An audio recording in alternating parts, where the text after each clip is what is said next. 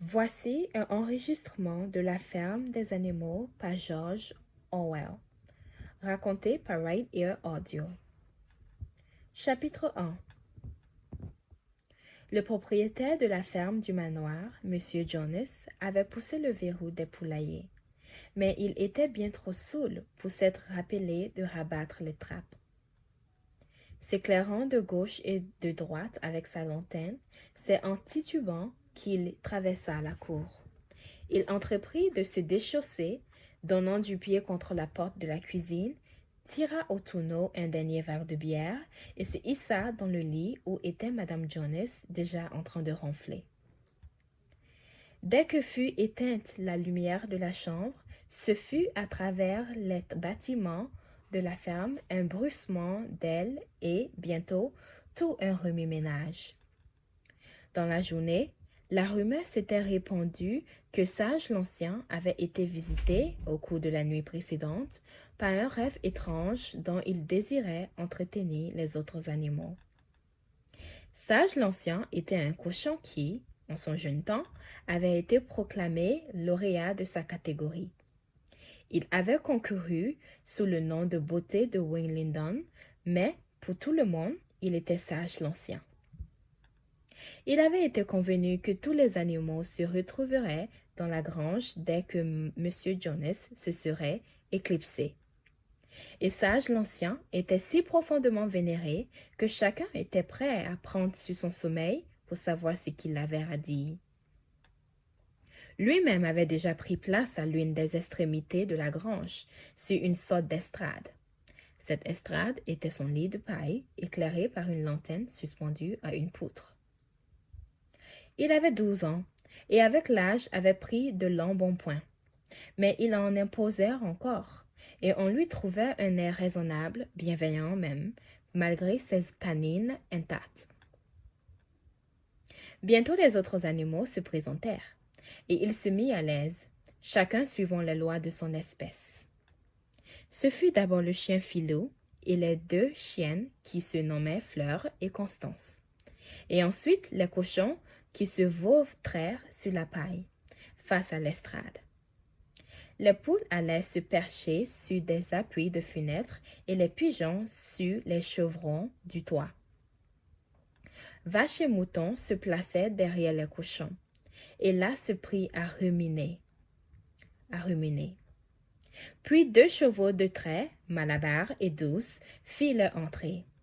Ils avançaient à petits pas précautionneux, posant avec délicatesse leurs nobles sabots sur la paille, de peur qu'une petite bête ou l'autre s'y fût tapir. Douce était une superbe matrone entre 2 âges qui, depuis la naissance de son 4e poulain, n'avait plus retrouvé la silhouette de son jeune temps. Quant à Malabar, une énorme bête, forte comme n'importe quel 2 chevaux, une longue raie blanche lui tombait jusqu'aux naseaux, ce qui lui donnait un air un peu bêtard. Et de fait, Malabar n'était pas génial. Néanmoins, chacun le respectait parce qu'on pouvait compter sur lui et qu'il abattait une besogne fantastique. Vint encore Edmé, la chèvre blanche, et Benjamin, l'âne. Benjamin était le plus vieil animal de la ferme et le plus acariâtre. Puis, peu expansif, quand il s'exprimait, c'était en général par boudade cynique, et déclarait, par exemple, que Dieu l'avait bien donné une queue pour chasser les mouches, mais qu'il aurait beaucoup préféré n'avoir ni queue ni mouche. De tous les animaux de la ferme, il était le seul à ne jamais rire. Quand on lui demandait pourquoi, il disait qu'il n'y n'a pas de quoi rire. Pourtant, sans vouloir en convenir, il était l'ami dévoué de Malabar. Ces 2-là passaient d'habitude le dimanche ensemble, dans le petit enclos derrière le verger, et sans un mot, broutaient de compagnie. À peine les deux chevaux s'étaient-ils étendus sur la paille qu'une corvée de canetons, ayant perdu les mères, fit éruption dans la grange. Et tous ils paillaient de leurs petites voix et s'égaillèrent çà et là, en quête du bon endroit où personne ne leur marcherait dessus. Douce leur fit un rempart de sa grande jambe. Il s'y blottit et s'endormit bientôt. À la dernière minute, une autre jument, répondant au nom de Lubu, la petite fouillette blanche que M. Jonas attelle à son cabriolet, se glissa à l'intérieur de la grange en mâchonnant un sucre. Elle se plaça sur le devant et fit des mines avec sa crinière blanche, enrubannée de rouge. Enfin, ce fut la chatte. À sa façon habituelle, elle jeta sur l'ensemble un regard circulaire, gagnant la bonne place chaude. Pour finir, elle se coula entre Douce et Malabar, sur quoi elle ronronna de contentement, et du discours de sage l'ancien n'entendit pas un traître mot. Un traître-mot. Tous les animaux étaient maintenant au rendez-vous, sauf Moïse, un corbeau apprivoisé qui sommeillait sur un perchoir près de la porte de derrière. Et les voyant à l'aise et bien attentifs, Sage l'ancien se racla la gorge puis commença en ces termes. « Camarades, vous avez déjà entendu parler du rêve étrange que m'est venu la nuit dernière, mais j'y reviendrai tout à l'heure. J'ai d'abord quelque chose d'autre à vous dire. Je ne compte pas, camarades, passer encore de longs mois parmi vous. Mais avant de mourir, je voudrais m'acquitter d'un devoir, car je désire vous faire profiter de la sagesse qu'il m'a été donné d'acquérir.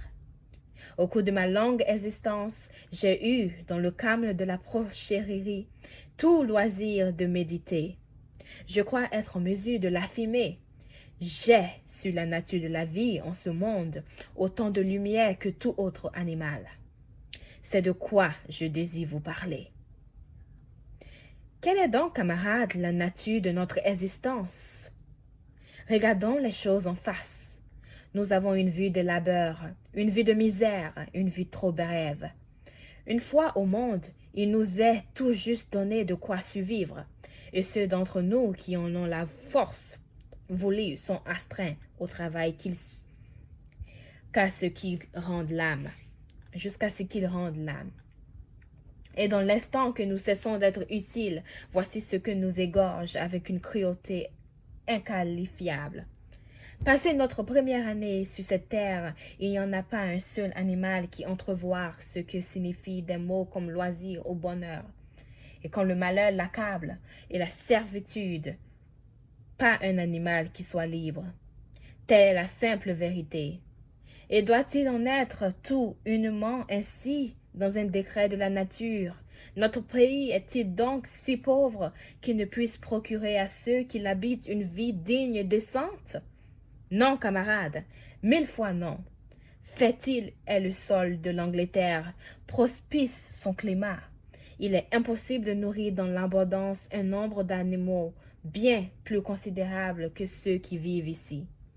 Cette ferme à elle seule pourra pourvoir aux besoins d'une douzaine de chevaux, d'une vingtaine de vaches, d'une centaine de moutons, tout vivant dans l'aisance une vie honorable.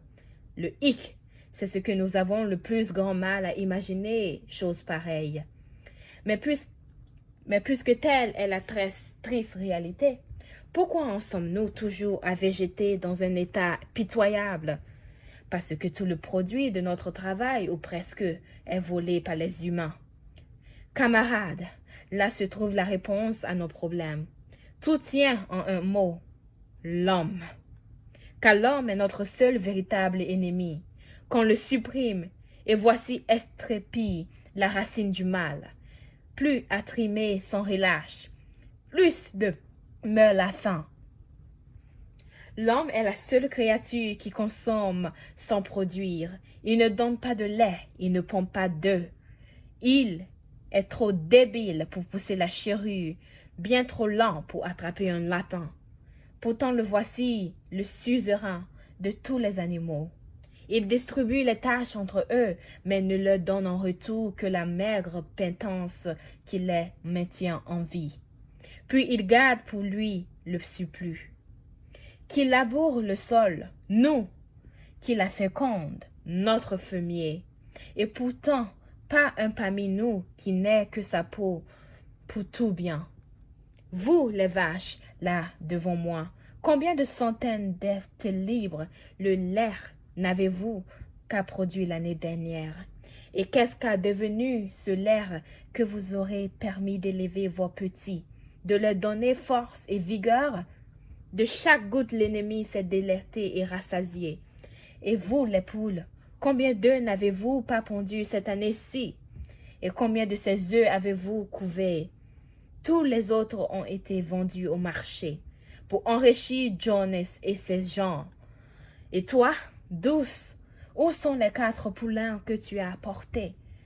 Qui aurait été la consolation de tes vieux jours? Chacun d'eux fut vendu à l'âge d'1 an, et plus jamais tu ne les reverras. Tu ne les reverras. En échange de tes 4 maternités et du travail au champ, que t'a-t-on donné? Oh! What is going on?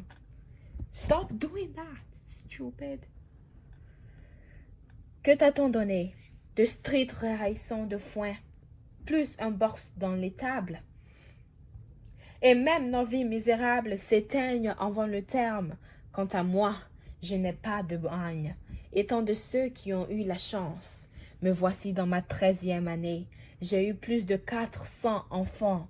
Telle est la vie normale chez les cochons. Mais à la fin, aucun animal n'échappe au couteau infâme.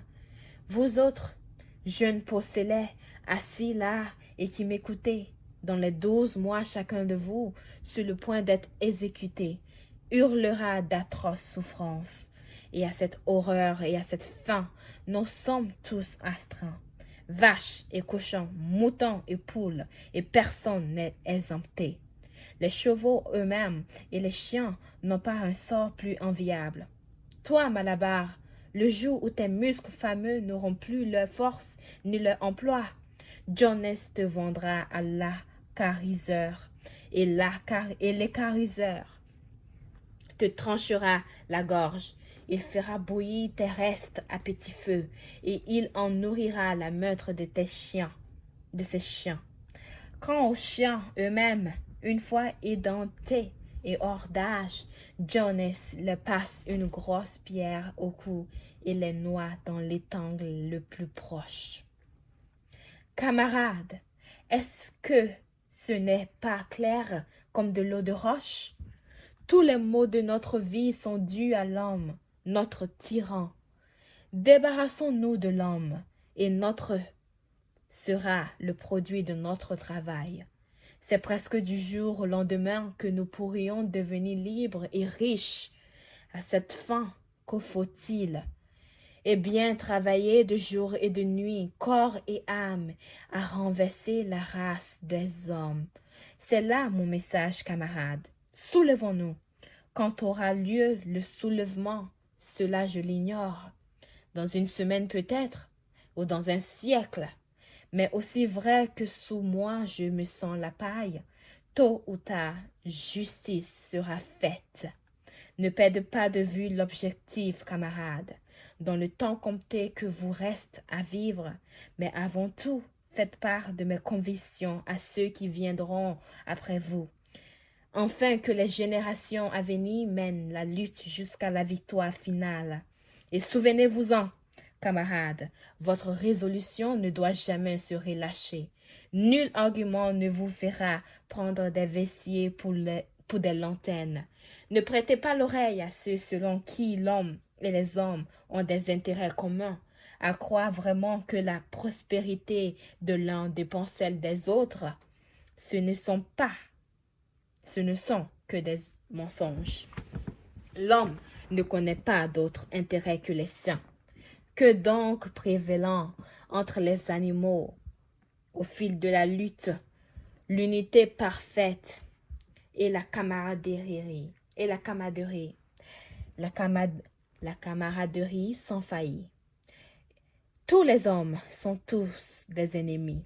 Les animaux entre eux sont tous camarades. En ce moment-là, se fit un vacarme terrifiant, alors que le sage l'ancien terminait sa péroraison révolutionnaire en vit 4 rats imposants, à l'improviste surgis de leur trou et se tenant assis à l'écoute.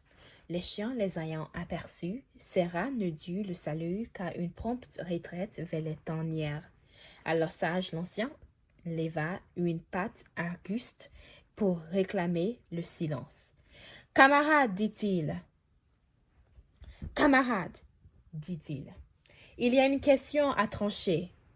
Devons-nous regarder les créatures sauvages telles que rats et lièvres comme des alliés ou comme des ennemis?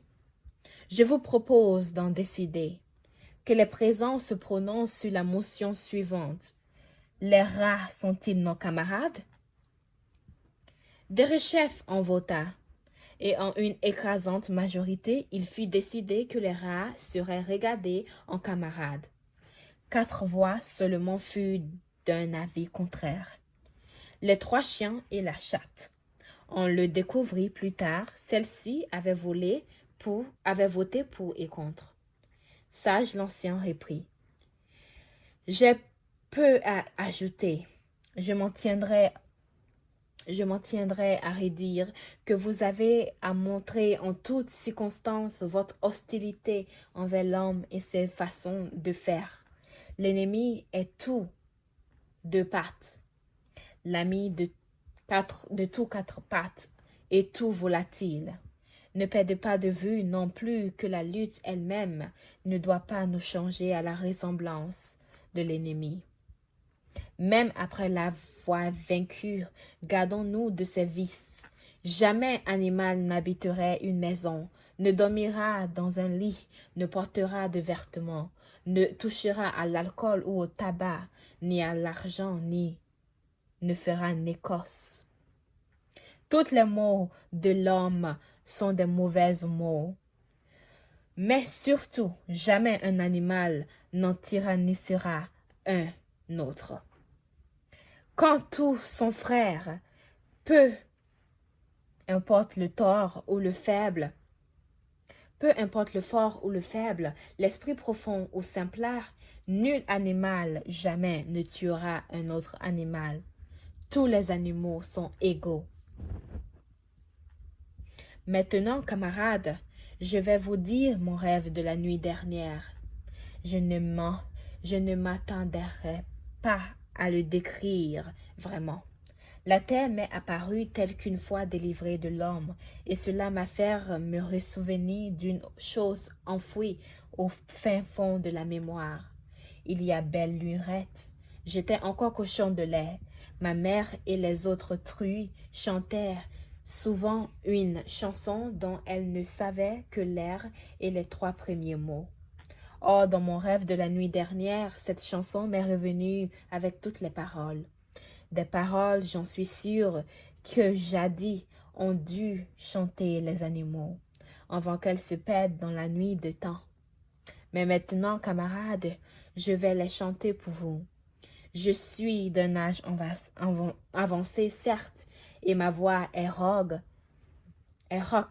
mais quand vous aurez saisi l'air, vous vous y retrouverez mieux que moi.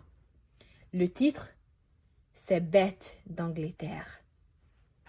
Sage l'ancien se racla la gorge et s'est mis à chanter. Sa voix était rauque, ainsi qu'il y avait dire, mais il se tira bien d'affaire. L'air tenait d'amour toujours de la cucaracha. Et on peut dire qu'il était plein de feu et d'entrain. Voici les paroles de la chanson. Bêtes d'Angleterre, d'Irlande, animaux de tous les pays, Prêtez l'oreille à l'espérance, un âge d'or vous est promis. L'homme tyran exproprié, nos champs connaîtront l'abondance, de nos seuls ils seront foulés. Le jour vient de la délivrance, plus d'animaux qui perdent un nez, plus de années que nos échines. Les fouets cruels sont retombés, espérons et morts sont en ruine, des fortunes mieux qu'en nos rêves, d'orgue et de blé, de foin ou d'éa, de trèfle, de pois et de rave, seront à vous de ce jour-là. Ô qu'on brille dans nos champs comme en plus pure l'eau d'ici, plus dur aussi souffle le vent du jour que l'on est rafraîchir. Vaches, chevaux, oies ou dindons, bien que l'on meure avant le temps, ce jour-là préparez-le donc, tout être libre absolument. Bêtes d'Angleterre et d'Irlande, animaux de tous les pays, prêtez l'oreille à l'espérance, un âge d'or vous est promis. D'avoir chanté un chant pareil suscita chez les animaux l'émotion, la fièvre et la frénésie. Sage l'Ancien n'avait pas entonné le dernier couplet que tout s'était mis à l'unisson. Même les plus bouchés des animaux avaient attrapé l'air et jusqu'à des bribes de paroles. Les plus délurés, tels que cochons et chiens, apprirent le tout par cœur en quelques minutes. Et, après quelques répétitions improvisées,